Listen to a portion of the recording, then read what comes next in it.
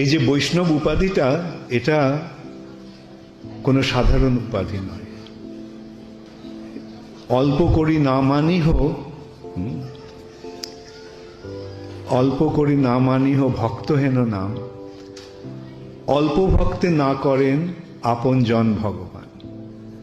অল্প পুণ্যের ফলে ভক্তি লাভ করা যায় না, এটা ভগবানের কৃপার ফলে, ভগবানের ভক্তদের কৃপার ফলে এই সুযোগটি লাভ হয়।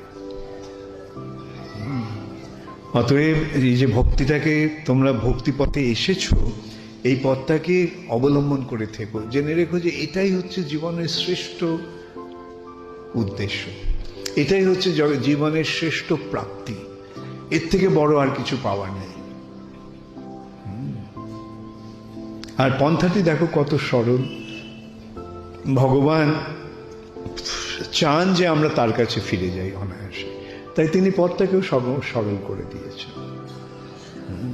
এ ঠিক আছে, আমার শরণ নাও, তাহলেই হয়ে যাবে সবকিছু।